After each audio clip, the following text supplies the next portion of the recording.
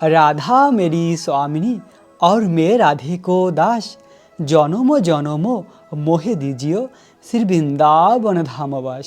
রাধে রাধে। পুত্রদা একাদশীর ব্রত আমরা কবে পালন করব? 31শে ডিসেম্বর নাকি 30শে ডিসেম্বর? পুত্রদা একাদশীর মাহাত্ম্য কথা আজ আমরা শ্রবণ করব। পুত্রদা একাদশীর অপার মহিমা রয়েছে। পুত্র সন্তান লাভ করা যায় এবং মহাপাপ বিনাশকারী এই পুত্রদা একাদশীর অপার মহিমা কথা শ্রবণ করব। তো যে সকল স্থানে পুত্রদা একাদশীর ব্রত 30শে ডিসেম্বর, ওই স্থানের নাম হলো জর্ডান, সাইপ্রাস, যুক্তরাষ্ট্র, ইটালি, ফ্রান্স, জার্মানি সহ ইউরোপের সকল দেশে 30 তারিখে একাদশীর ব্রত।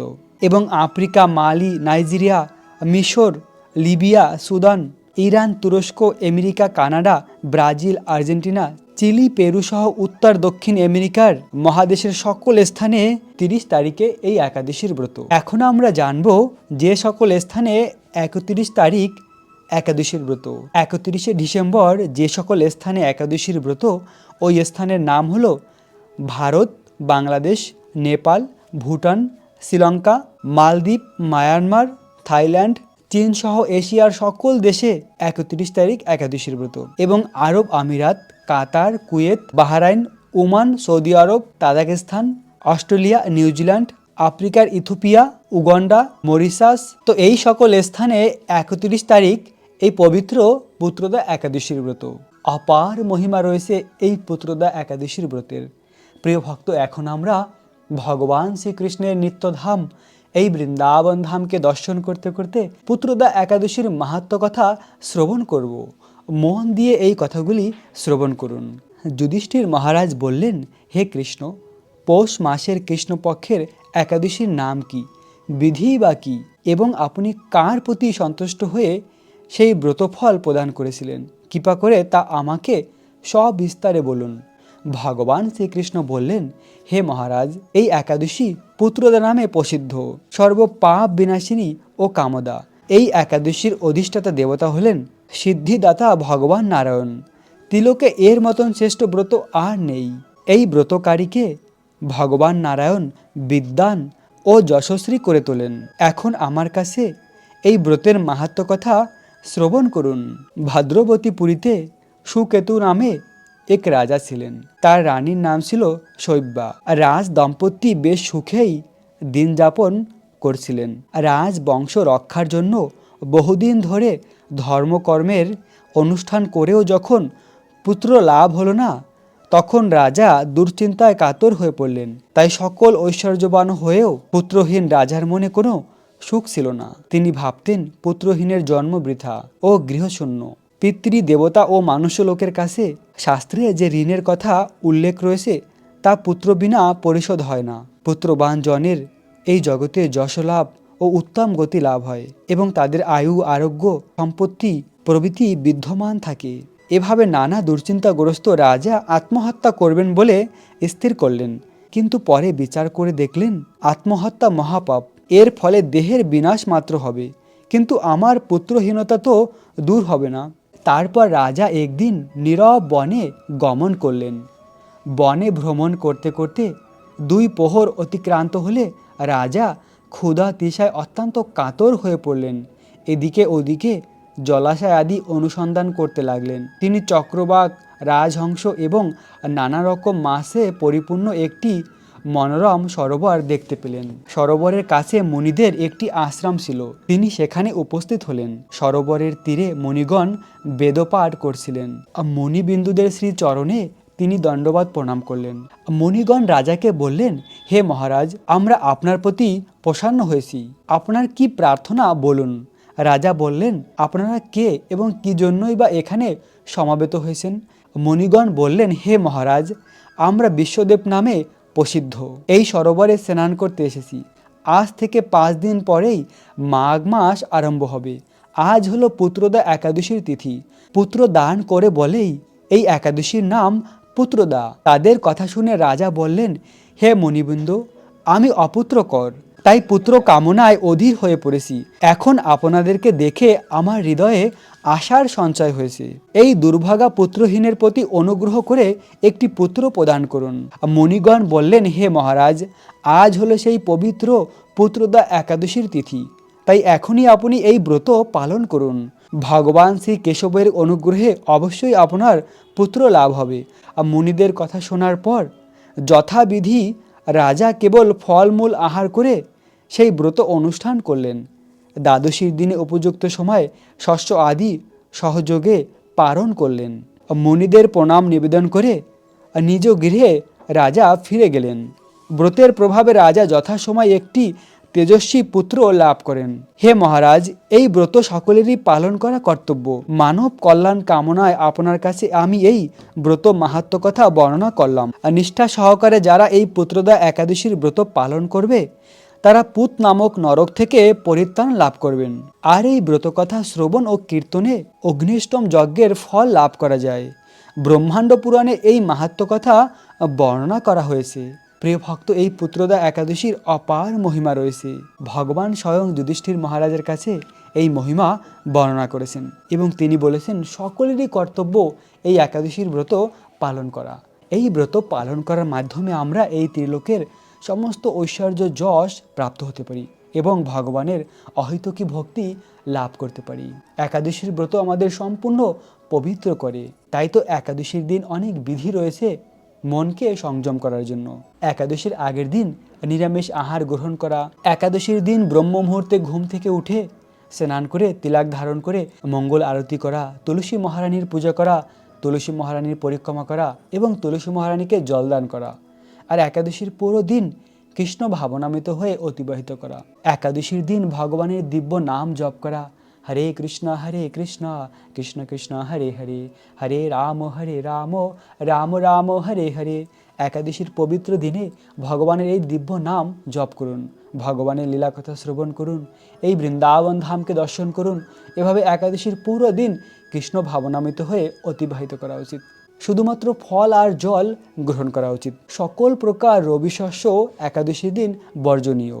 শুধুমাত্র ফল আর জল গ্রহণ করুন। যেমন আমরা এই একাদশীর মাহাত্ম্য শ্রবণ করেছি, পুত্রহীন রাজা শুধুমাত্র ফল আহার করে এই ব্রত পালন করেছিলেন আর তার ফলে তিনি পুত্র সন্তান লাভ করেছিলেন। তাই একাদশীর দিন সমস্ত কিছু বর্জন করে শুধুমাত্র ফল আর জল আহার করুন। একাদশীর রাত্রি জাগরণ করতে পারলে আরও উত্তম। একাদশীর পরের দিন নির্দিষ্ট সময় পালন করুন। আমরা ভিডিওর শেষের দিকে একাদশীর পালনের সময়সীমাও প্রদান করব।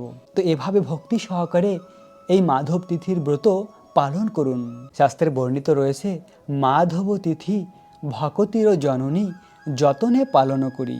এই মাধব তিথি আমাদের অনন্য প্রেমভক্তি দান করে, কেননা আমাদের মনকে সংযম করার জন্য আহারকে সংযম করা উচিত। 15 দিন পরে একটি দিন আসে একাদশীর পবিত্র দিন, আর ওই দিন অবশ্যই মনকে সংযম করার জন্য সকল প্রকার রবিশস্য বর্জনীয়।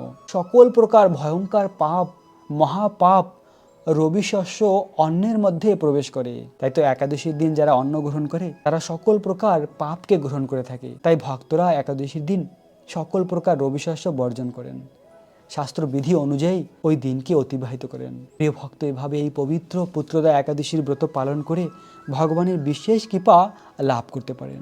কেননা এই দুর্লভ মনুষ্য জন্ম লাভ করে ভগবানের বিধি নিয়মকে পালন করলেই আমরা ভগবানের কৃপা প্রাপ্ত হতে পারি।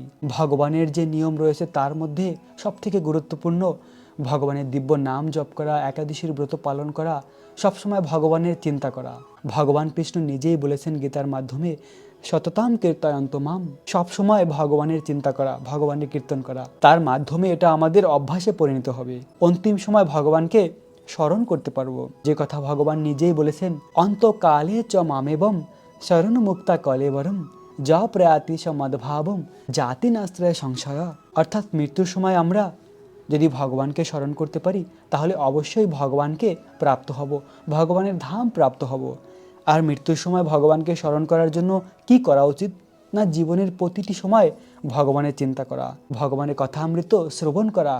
এভাবে যদি আমরা জীবনের প্রতিটি সময় এই অভ্যাস করি তাহলে মৃত্যুর সময় অবশ্যই আমরা ভগবানকে স্মরণ করতে পারবো। প্রিয় ভক্ত, একাদশীর পরের দিন সকালে একটি নির্দিষ্ট সময় রয়েছে পালন করার। ওই সময় মতন পালন করে একাদশীর ব্রতকে সম্পূর্ণ করতে হয়। এখন আমরা সেই পালনের সময়সীমা জেনে নেব।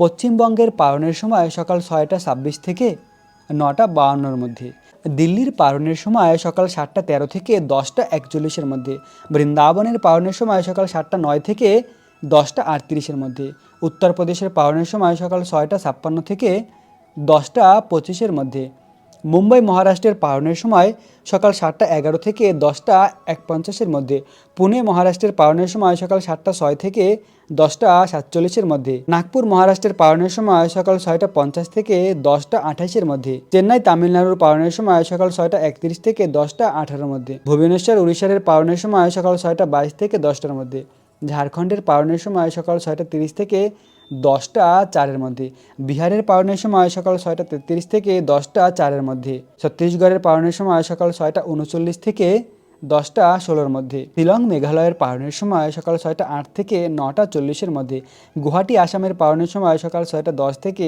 10:41-এর মধ্যে, আগরতলা ত্রিপুরার পালনের সময় সকাল 6:07 থেকে 9:41-এর মধ্যে, মিজোরামের পালনের সময় সকাল 5:58 থেকে 9:33-এর মধ্যে, মণিপুরের পালনের সময় সকাল 5:58 থেকে 9:31-এর মধ্যে, নাগাল্যান্ডের পালনের সময় সকাল 6টা থেকে 9:30-এর মধ্যে, অরুণাচল প্রদেশের পালনের সময় সকাল 6:05 থেকে 9:35-এর মধ্যে, সিকিমের পালনের সময় সকাল 6:26 থেকে 9:55-এর মধ্যে, উত্তরাখণ্ডের পালনের সময় সকাল 7:09 থেকে 10:34-এর মধ্যে, হিমাচল প্রদেশের পালনের সময় সকাল 7:21 থেকে 10:43-এর মধ্যে, পাঞ্জাবের পালনের সময় সকাল 7:26 থেকে 10:50-এর মধ্যে, হরিয়ানার পালনের সময় সকাল 7:18 থেকে 10:45-এর মধ্যে, রাজস্থানের পালনের সময় সকাল 7:22 থেকে 10:53-এর মধ্যে, গুজরাটের পালনের সময় সকাল 7:23 থেকে 10:58-এর মধ্যে, মধ্যপ্রদেশের পালনের সময় সকাল 6:57 থেকে 10:32-এর মধ্যে, হায়দ্রাবাদ তেলেঙ্গানার পালনের সময় সকাল 6:46 থেকে 10:28-এর মধ্যে, বিশাখাপত্তনম অন্ধ্রপ্রদেশের পালনের সময় সকাল 6:27 থেকে 10:09-এর মধ্যে, গোয়ার পালনের সময় সকাল 7টা থেকে 10:44-এর মধ্যে, ব্যাঙ্গালোর কর্ণাটকের পালনের সময় সকাল 6:41 থেকে 10:29-এর মধ্যে, কেরালার পালনের সময় সকাল 6:41 থেকে 10:32-এর মধ্যে, জম্মু কাশ্মীরের পালনের সময় সকাল 7:32 থেকে 10:52-এর মধ্যে, আন্দামান নিকোবরের পালনের সময় সকাল 5:39 থেকে 9:28-এর মধ্যে, বাংলাদেশের পালনের সময় সকাল 6:49 থেকে 10:08-এর মধ্যে, নেপালের পালনের সময় সকাল 6:54 থেকে 10:22-এর মধ্যে, ভুটানের পালনের সময় সকাল 6:51 থেকে 10:20-এর মধ্যে, শ্রীলঙ্কার পালনের সময় সকাল 6:22 থেকে 10:16-এর মধ্যে, মালদ্বীপের পালনের সময় সকাল 6:12 থেকে 10:10-এর মধ্যে, মায়ানমারের পালনের সময় সকাল 6:40 থেকে 10:19-এর মধ্যে, পাকিস্তানের পালনের সময় সকাল 7:12 থেকে 10:31-এর মধ্যে, মালয়েশিয়ার পালনের সময় সকাল 7:18 থেকে 11:17-এর মধ্যে, সিঙ্গাপুরের পালনের সময় সকাল 7:06 থেকে 11:07-এর মধ্যে,